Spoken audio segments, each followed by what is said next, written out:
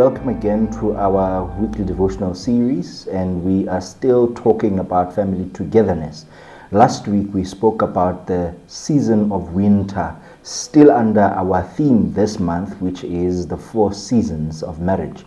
We spoke about the various elements of the winter season, and in particular we spoke about the emotions, the attitudes, we spoke about the actions and the climate of the relationship in the winter season.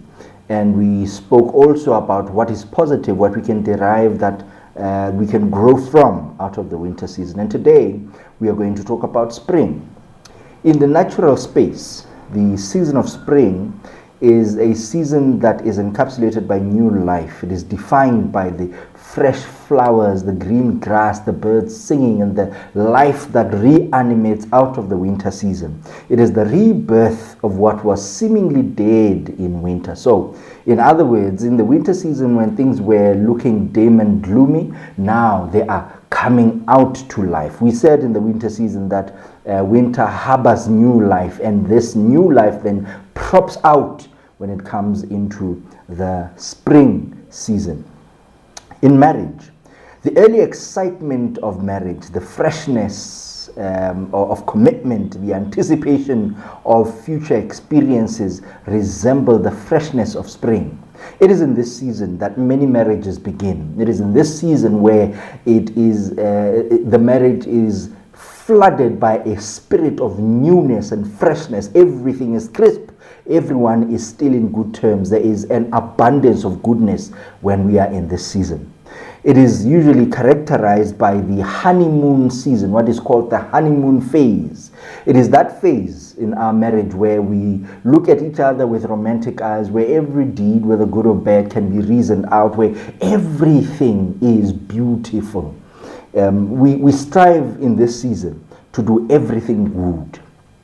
This is the stage in every marriage, in every relationship where everyone wishes to remain. This is where we all want to stay because of the goodness that surrounds it. It is defined elsewhere as a dreamy season, a moment of enchantment.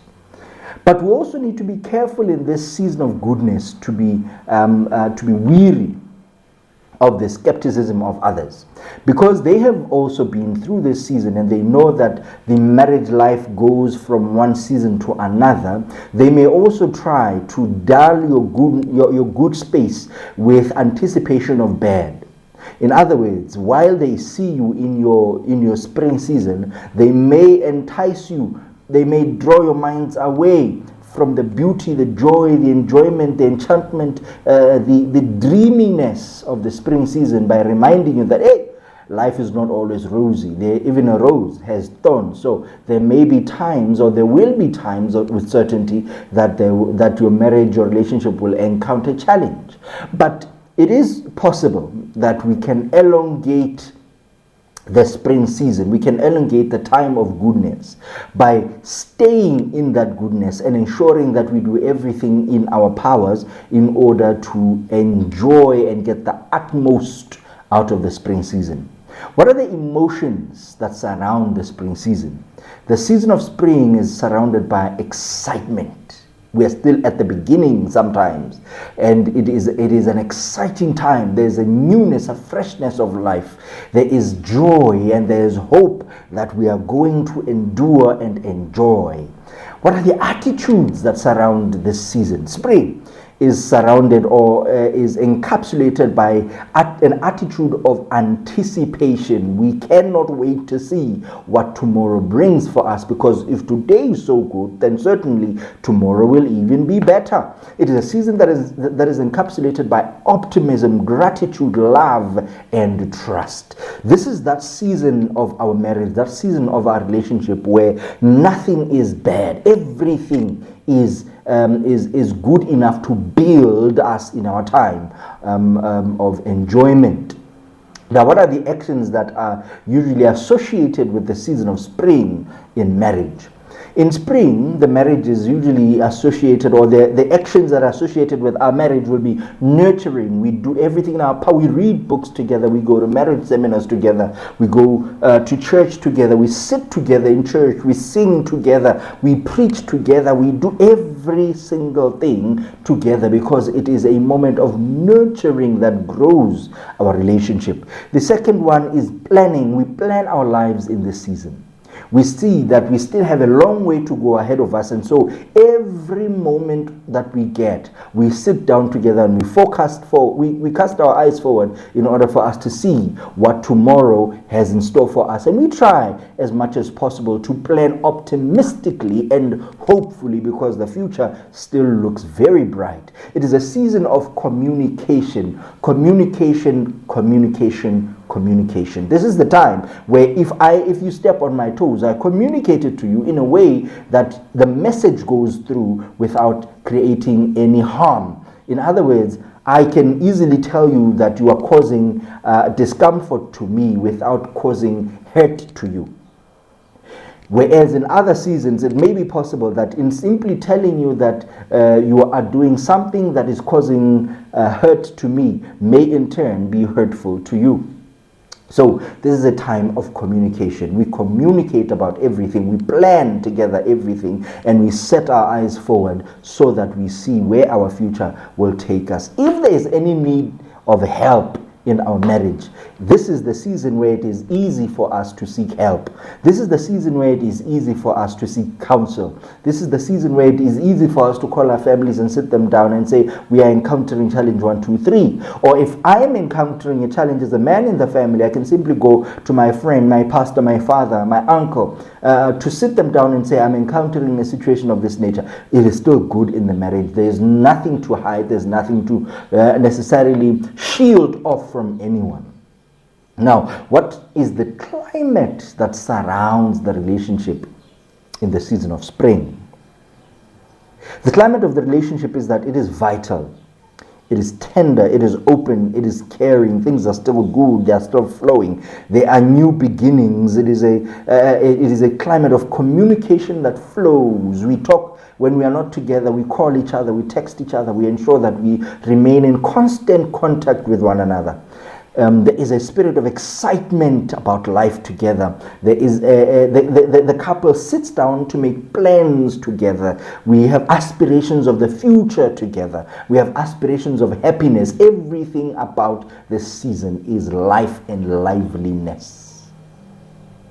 Now, despite all the good, what then could be the downside of spring, if there is any? In the season of spring, there are irritations that can pop up unexpectedly. There are things that may arise, not so much because there is any malice in them, but because life naturally happens. And so when those irritations pop up, they point out like a sore thumb that everyone in the relationship, the two of us in the relationship with their children, the children in the relationship can already see and anticipate that there's something happening in this in this marriage, in this relationship, that is not necessarily comfortable to deal with.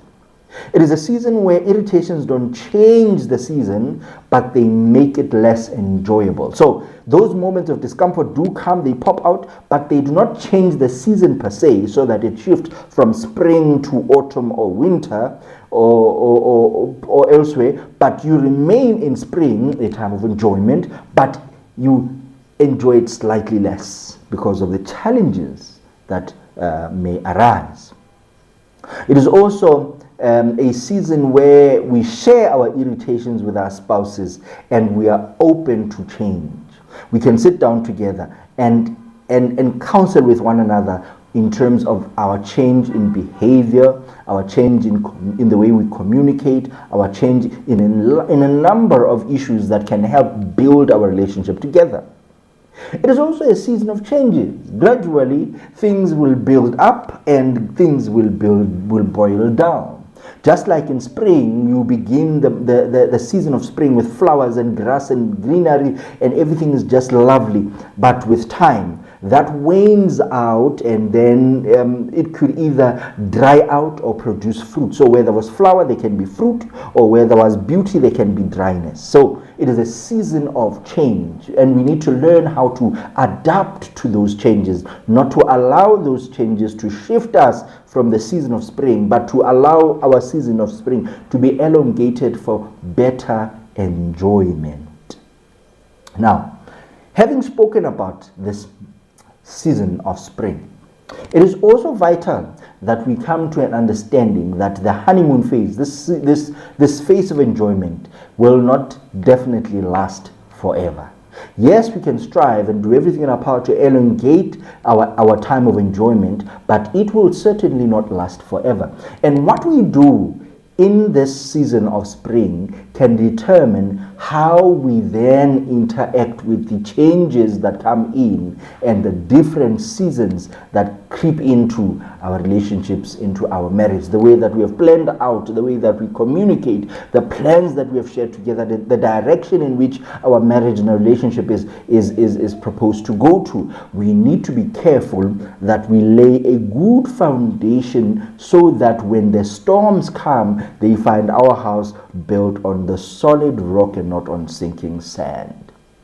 Now, that being said, I would like us to anticipate now. We've talked about winter, we've talked about spring. We need to anticipate now the seasons that then follow. We need to anticipate which direction and trajectory our relationship will go through. If we are in the season of winter, we need to be careful that we work our way out of the winter into spring or into summer, so that we leave the gloom and the doom of winter and come out into the beauty and splendor of summer or spring. And when we are in the spring or summer seasons, the seasons of enjoyment, we also need to be careful to underscore the downside, so that when they do prop up, we are ready to tackle them. We are ready to together build on the foundation that we have built in this season in order to face the challenges of life that creep up, that prop up, that come our way. Now, I would like to close with this, that every marriage has its own way of dealing with issues. Every couple have their own way of facing their challenges. No two marriages are the same. The way that you handle your issues may be different from the way that another couple handles their issues. However, it is immeasurably, it is beneficial, let me say that. It is beneficial that at some point in our walk together as a couple, we can touch the lives of other people to hear how they have been able to face the challenges of life that creep into whatever season that they are in. You cannot go through life alone. Enjoy your life, but join your life with others. Enjoy your life with others, so that their experiences can teach you how you can move out and into seasons without breaking the covenant of marriage that you have entered into. My prayer is that God will help us as we seek to grow together and learn how to build togetherness in our marriages and in our families.